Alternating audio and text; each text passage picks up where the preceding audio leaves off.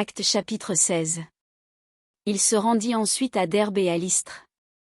Et voici, il y avait là un disciple nommé Timothée, fils d'une femme juive fidèle et d'un père grec.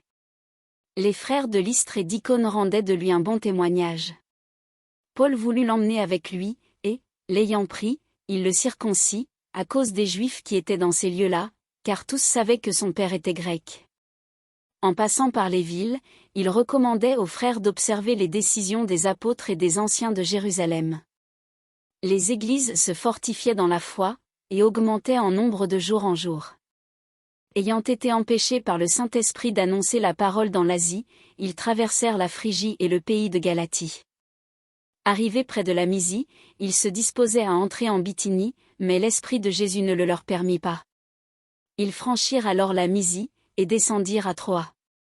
Pendant la nuit, Paul eut une vision, un Macédonien lui apparut, et lui fit cette prière: Passe en Macédoine, secours-nous. Après cette vision de Paul, nous cherchâmes aussitôt à nous rendre en Macédoine, concluant que le Seigneur nous appelait à y annoncer la bonne nouvelle.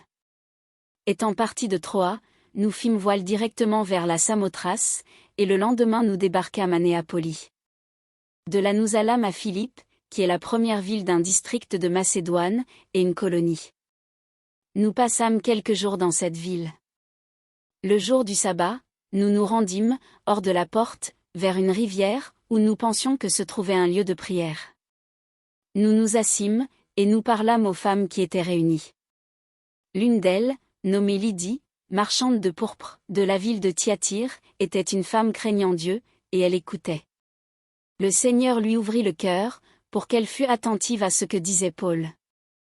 Lorsqu'elle eut été baptisée, avec sa famille, elle nous fit cette demande: Si vous me jugez fidèle au Seigneur, entrez dans ma maison, et demeurez Y. Et elle nous pressa par ses instances. Comme nous allions au lieu de prière, une servante qui avait un esprit de python, et qui, en devinant, procurait un grand profit à ses maîtres, vint au-devant de nous. Et se mit à nous suivre, Paul et nous.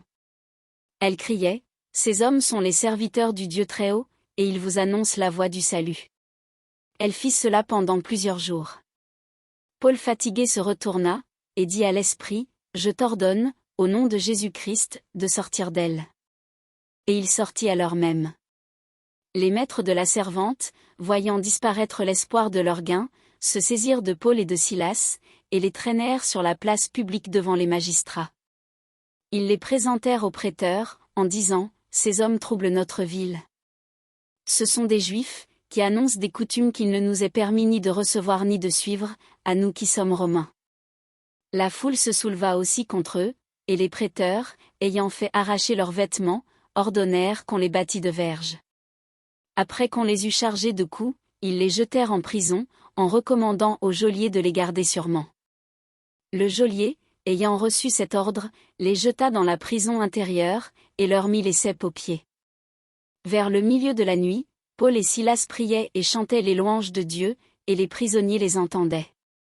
Tout à coup il se fit un grand tremblement de terre, en sorte que les fondements de la prison furent ébranlés. Au même instant, toutes les portes s'ouvrirent, et les liens de tous les prisonniers furent rompus. Le geôlier se réveilla, et, lorsqu'il vit les portes de la prison ouvertes, il tira son épée et allait se tuer, pensant que les prisonniers s'étaient enfuis. Mais Paul cria d'une voix forte: Ne te fais point de mal, nous sommes tous ici. Alors le geôlier, ayant demandé de la lumière, entra précipitamment, et se jeta tout tremblant aux pieds de Paul et de Silas.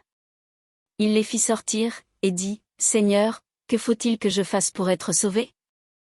Paul et Silas répondirent: Crois au Seigneur Jésus, et tu seras sauvé, toi et ta famille. Et ils lui annoncèrent la parole du Seigneur, ainsi qu'à tous ceux qui étaient dans sa maison.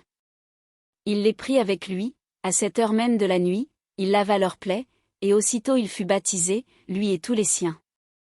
Les ayant conduits dans son logement, il leur servit à manger, et il se réjouit avec toute sa famille de ce qu'il avait cru en Dieu. Quand il fit jour, les prêteurs envoyèrent les licteurs pour dire au geôlier: Relâche ces hommes. Et le geôlier annonça la chose à Paul: Les prêteurs ont envoyé dire qu'on vous relâcha, maintenant donc sortez, et allez en paix.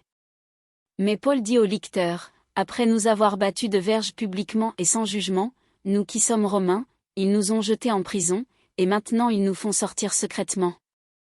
Il n'en sera pas ainsi. Qu'ils viennent eux-mêmes nous mettre en liberté. » Les licteurs rapportèrent ces paroles aux prêteurs, qui furent effrayés en apprenant qu'ils étaient romains.